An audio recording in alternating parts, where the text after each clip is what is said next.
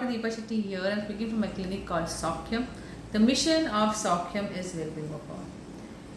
Well-being means just not a physical well-being. It means well-being in all aspect of your life. That's physical, mental and emotional, social well-being also. So when it comes to having health in every areas of life, emotion play a very important part. And they play more so or more important part because sometimes we have stored emotion out there which shape up our belief system, and then that does shape up the way we are living our life. So let's understand that how do you actually get hold of your own self when you are going through a negative experience. All those negative experiences which are there in the past, which are happening in the present, or which you anticipate can happen in the future, do leave us with an emotion out there which we are able to see or get aware of, but we are not able to separate ourselves from that, and we keep experiencing them so much so that it starts getting into our life and doesn't allow us to function to our optimum. Hence, this video is to understand how do you witness our negative emotions. When I mean witnessing, it just means that an event has happened and you have experienced an emotion out of it. So let's take a small event like a dog has bitten you, okay, and once it has bitten you, you experienced intense pain, because of which you actually took hundreds of injections out there. And I'm sorry, it's not 100 but 4 injections out there. But after that you have got scared of dog. Why?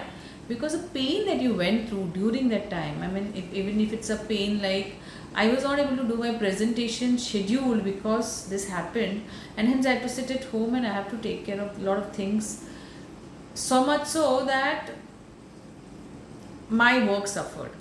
Or it can be like it was so painful physically taking those injection every day because I'm so scared of injection already that I don't want to go through that experience again. So what will happen? This emotion which is of fear, or which is of anger, or which is of sadness, whatever you experienced at that time, most of the time it's fear, so I took it as the fear out there, will remain with you. So next time when you see any dog out there, you will go 100 feet away from them. Sometimes it is not even you who has experienced it. Sometimes it is your friend who has experienced it and you get scared of it. So what happened here? Emotion during that event got stored inside you. So when you are actually thinking about it, even if it's in the past, it's getting you the same feeling. And you are right now presently behaving according to what happened in your past. Do you connect to that? Because that dog may be mad or maybe angry or maybe sick, whatever, did it that point of time. The one which you're seeing right now in front of you may not be that dog.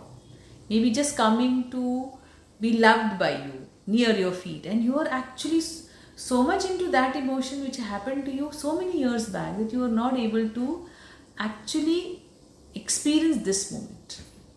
So how important is for you to separate your emotion from the event.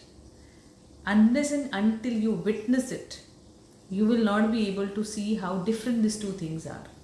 And how do you witness it? Sometimes being in that moment, it becomes a little difficult. If you are able to witness it in the present itself, separating a feeling out, like if somebody gets angry on you, if you are able to see it as this is nothing to do about me. This person is angry because he had some bad day out there. This person is angry because he cannot handle his emotion. And I am not a part of it. I can just look at him and say, I'm sorry, but you can't behave with me like this. That's all, without getting angry inside or without thinking too much out there. So you separate your feelings from that whole event. That event has happened, stand alone, irrespective of you or not. You are just present out there, hence it has happened to you. So if you're able to separate your feelings from it in the present moment, more it's beautiful, because then you're able to respond to the whole situation, not react. But even if you're able to separate your feelings from a past event, if you can practice that, that also will help. I have heard this word called Sakshi Bhavna. I have loved it rather than witnessing. So I would use that word, that if you're able to do that in a distance, I have a memory of a dog bite out there. Now, when I look back at it, I see that dog actually was biting me, and then I can see that dog what was happening to him. Without feeling scared, that feeling is removed from there. Scared, anger, whatever is there, I am removing it out because I am removing myself from it. So the feelings are not there, and I'm actually seeing it. And then I really see what happened. And it's just an event which happened. I had a pain, and during that process, also, what kind of thoughts were happening to you? How did you feel, and what did you feel? Now, if you are able to separate, because it's not happening right now, please understand all those negative emotion which has stored inside you because of past event, you're reliving them, though it's not happening right now. So try to separate yourself out from it completely so that you can see it in a bigger picture. And then in the present, you are able to function completely out here. That's what mindfulness is all about. Being in this moment and experiencing it to the, it doesn't mean when you're something negative is happening out there, you're going to experience it into a very big flow. It only means whatever thought is making it big and exaggerate and making you feel this can be separated out. And you can see it in a very distant way.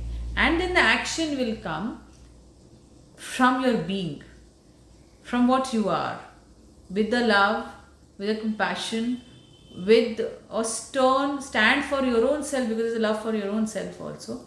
And then you will be able to really not get involved.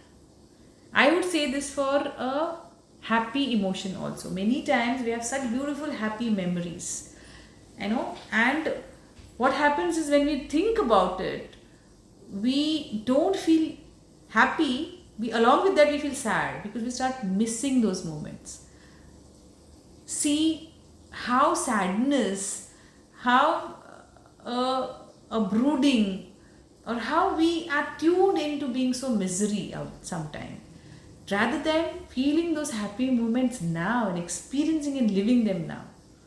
Even if you witness them, that's good, but why not live a happy and a joyful moment rather than living a sad, angry, fearful, and a very sad moment there? Why do we live that? We need to witness that, and we need to live the happy moments rather than missing them. Because then, if you start missing them, then you feel that's why I don't get involved and have a lot of joy out there, because I start missing them. We are okay having joy and fun moments, but we are not okay too much being happy, because then you feel that I'll start missing this and then I'm going to be sad. You'll not be able to flow in the moment. What's important is enjoy every emotion out there of yours, but see what is actually making you feel great about yourself, give you self confidence out there, make you feel appreciated within, make you feel loved. What are those emotions which are making you feel all this?